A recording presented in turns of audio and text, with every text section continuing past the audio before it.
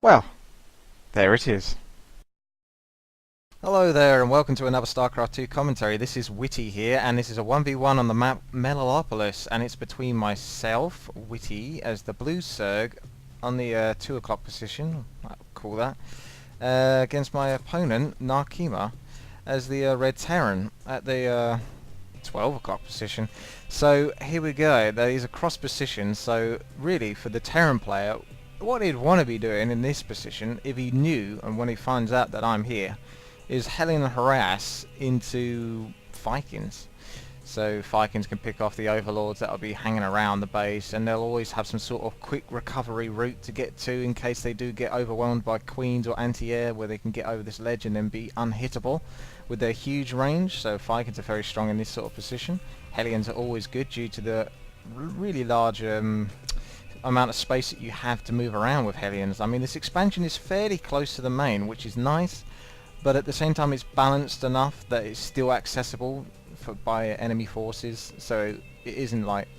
it's pretty balanced, I'd say. I quite like the way that works, really, because it shouldn't be like Lost Temple where your expansion is almost guaranteed, but it shouldn't be like some of the other maps, like Selnaga Caverns. You may have recently played on that one, where I think the expansion is similar to this, but it's just a bit too far away from the ramp. It's just a bit too open, that even if you put spine crawlers down, like 3 or 4 spine crawlers down, you're still going to be able to be hit from somewhere, which is really frustrating. So Metalopolis is one of the favourite maps without a doubt, because it's just so damn good. It really is very well balanced, and it seems to favour no particular race as far as I can tell. Now what I do here is I want to weaken down his SCV, because I'm quite okay with him attacking me.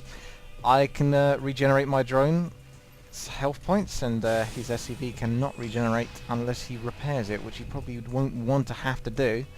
Now, typical Terran strat here, you know, get yourself your refinery sort of like halfway through the barracks as it's being built, and then get yourself a command center, orbital command, and then a barracks. You might notice I'm putting down a hatchery here. It's not going to work because I've got that guy on me, so I want to try and lose him. Usually if you go down the ramp, then you can usually lose him. Now what you do is you get the hatchery and then you cancel it quickly and put down an evolution chamber. Now I was a bit reckless here leaving my overlord there, so that's going to be rather nasty, and I was thinking, can that one marine kill it? So no, he's trying, he's doing a stop move, stop move, stop move, so he's doing the best he can to get as much DPS out. Is that overlord going to make it out? I don't think so, but this evolution chamber is going to go up nonetheless, and you're going to see why I put that in there later on. Now that's a strategy that I got from a friend of mine, who's apparently got it from Team Liquid forums or something like that. But yeah, losing your overlord at the start is a huge advantage for your opponent player, but this gives me a slight advantage. As the enemy destroys the evolution chamber, little broodlings come out, and most enemies at this point, because StarCraft 2 is still an early game, sort of forget about that sort of stuff. Now this has actually worked really well in my advantage, because it's actually made him throw down a bunker, thinking that I've got tons of Zerglings that are going to be coming up as well with the evolution chamber harass. The reason why the evolution chamber there is so good as well is because of the fact that it blocks Terran's ability to build supply depots and choke off their ramp properly. If you can build it on the ramp, it's fantastic, but it is going to cost you 300. It costs, and then you cancel it, and cancelling it costs 150 minerals, and then you build the evolution chamber. I can't remember the total cost, but it costs you something like 150 minerals to do one evolution chamber, which would normally cost you... no, actually it costs you more like 200 minerals, I think, which would normally cost you about 125 minerals. That's both including the drone. So yeah, it cost you a bit, but you could see that killed off 2 marines, so that was worth it. And I needed that sort of advantage after he killed my overlord, because that supply capped me and put me behind even further. So I also got the chance to see what my opponent was doing. I believe I did anyway. Let's have a look. Yeah, I knew that something else was being built there. And I think I clicked on it at the time, which revealed that it was a building factory. Meanwhile, I got myself an expansion, because at this point I feel like he's not going to be able to hit me too hard just yet. And the expansion is actually going to act more of a distraction, because what I'm doing here is I generated creep with my overlord on behind this dark misty bit here, so your opponent can't see it unless they scan or see an air unit above it. So I'm building a spire, because I've got the extractor going, and what I want to do is I want to put down 2 more extractors, so as soon as this hatchery goes up I'll be able to start getting gas from that as well, because generally you can get enough minerals to comfortably make mutas. It's the gas that's the problem. and you really do need an expansion to make mutas reliably. My opponent here is going for a early dropship, so that means he's going to be doing some harass. So he's got his marines in there. He's going to try and make use of the units whilst they're sitting there. Otherwise they're just sitting in his base not doing much, and the cross position is quite a dangerous way to go to move your units to the enemy's base. So he's going to do a nice drop here, which is going to work in his favour. Now, he sees this, which is interesting, but he doesn't capitalise on dropping down and killing the spire. Instead, he tries to go for some drones. Now, that is arguably... well, is that worth it? He's definitely going to get a few drones here, there's no doubt about it. And that is going to slow me down, but luckily my expansion coming up is actually giving me somewhere to put my drones, so really that's worked in my favour. Now he's going to move down to the drones. He'll definitely be able to do a lot of damage. So meanwhile I'm going to be building my Mutalisk because my spire has recently just gone up, and I want to be trying to take down that medevac as best as I can with the Queen. Can't even really attack it with my drones, don't want to sacrifice, but then the Hellion is coming in, so I'm going to have to lose the Queen to that, and whilst I'm trying to surround this Hellion because I don't want to lose too many more drones. Marines aren't too much of a problem for the Mutalisks as long as it's similar numbers. Unless they got stim pack, then it can be a problem. Go and take out the medevac. Now the big deal with this is whilst my opponent does have a larger economy, he's now used up his sort of anti-air, which was the Marines and the dropship and stuff like that. So now he's lost that. He's got a 4.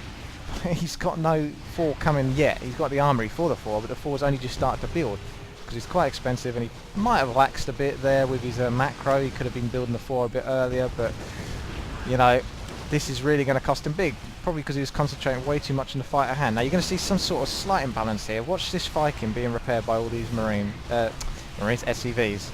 I actually thought I was going to lose this fight, but luckily, just luckily, I managed to get that Viking, because if that one Mutalisk went down, I would have lost the sufficient DPS to bring down that Viking. So if he got that Mutalisk there with that Viking, he would have been able to use that Viking, repair it non-stop to kill all of my Mutalisks. It's just sick beyond belief. So my opponent has now lost a whole ton of SCVs, so whilst his harassment was great on me, I can now turn this around on him and do a bit of counter-attack.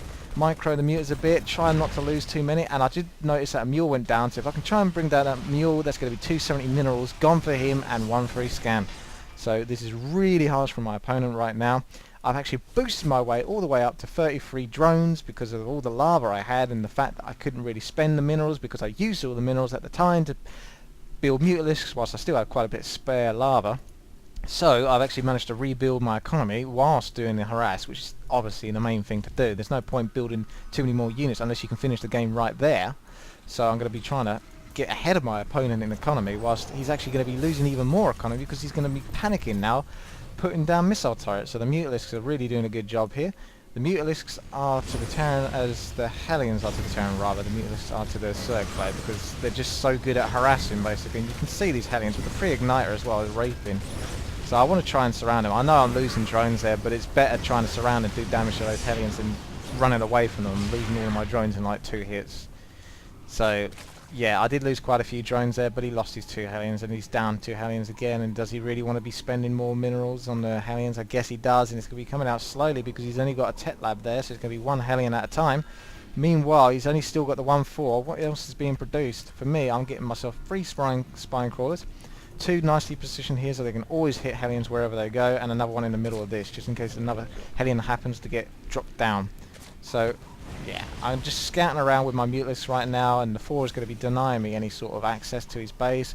So will the missile turret, so this isn't a really good idea for my... That's an interesting bug that's happened there. You can see my waypoint. I actually sent all of my Mutalisks to go here and then rally over to here and then back down to here whilst the Hellions are harassing. Now the Spine Crawler is going to make work of these Hellions. I will lose drones again, but that's not too big a deal. But you're going to see how this waypoint bug is a bit of an issue, because now the Mutalisks managed to come out of that waypoint bug for some reason, whether it was that I told him to attack move to my base, because I assumed that he was going along with all the other Mutalisks that managed to successfully reach the waypoints, and he just went straight down into the missile turret. That's not a huge loss for me, but that's an irritating issue. That the pathing in this game is good, but there are issues with it. I could go into them, but I'm not going to. But believe me, there's a fair few things that mess up the pathing in this game. I'm sure you've experienced them for yourselves. Ultralisks is just one word to describe a lot of the pathing issues, but there are more than just the Ultralisks. So going back to the game, we can see that the well, we're looking at 20 SCVs and a mule. That's about 2 mules. He's probably sitting on about 28 SCVs worth there because of the mules. There are at least 4 SCVs. Well, meanwhile, I've still got 35 drones, so I'm pulling in a lot more economy, and I've also got my extractor start. I've got way too much gas right now, which is why I got myself an infestation pit. So I'm going to be getting myself a few infestors as I can. Now, my opponent, realising that he's already behind, so leaving these mules in base, obviously, because they're not going to be much good attacking, and they're going to run out by the time they reach my base. And he's going to go for an all-in here, because he already knows in his head that I'm way too far ahead with my rebuilt economy. So he's going to have to try and finish me off right now. Now that's a lot of SCVs to try and fight my way through. We just pause the game for just a moment. I just want to have a quick look at what's going on. So we can see that I've only got 2 Mutalisks right now, 4 queens and 42 drones. I have gone really, really heavy on the drone count here. I think I got a bit carried away because I wanted to keep getting my mineral income coming right up, right up. What are the incomes at the moment? You can see I'm way ahead, but that's because my opponent took off all of his SCVs. If he kept his SCVs on there, he'd probably have about 700 to 800 minerals per minute, whereas I'd still be ahead of my opponent. So he's doing the right thing here by trying to finish this off right now, and 2 4s. 1 4 may have not been enough, but 2 4s is a pretty chunky amount. So we're going to be seeing that. Is anything being produced? 2 more Hellions, 3 more Mutalisks. Yes, I know my opponent is coming because I can be looking around, and yes, this is going to be very nasty for me. I'm not sure what else I've got coming out here to deal with this, really. So we're going to see what happens. So let's cut back into the action. 2 4s, 3 aliens, and 6 marines against 2 Mutalisks and 4 queens. Let's continue. So he's getting his bearings. I can see him clearly because of the creep tumors that I have spread around. I love creep tumors, try to use them as much as possible. He's going to be sticking the 4s in front. Of course he can keep the 4s repaired like mad due to the SCVs. So it's going to be very hard to take that on, so I'm going to have to retreat all of my army here. There's no way I can take it. I could throw all my drones in there, but I would die. I would die, and I think you know that as well. Every unit that comes out of here I've got to try and salvage. And it's the worst thing is when you're building units, like from a Zerg perspective, from a hatchery that's being destroyed, is all those eggs, they actually auto-attack as they come out most of the time, by the looks of it.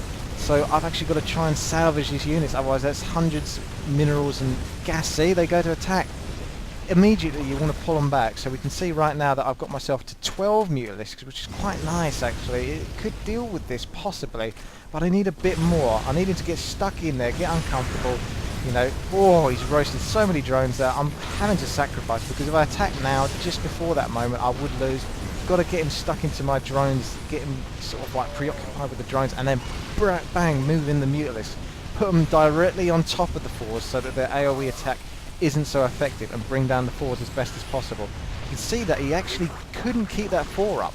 Not because he wasn't able to repair it reliably, it's because he actually ran out of minerals repairing it. So if he actually had the spare minerals to repair it consistently, then he might have actually been able to keep those 4s up and perhaps win that fight.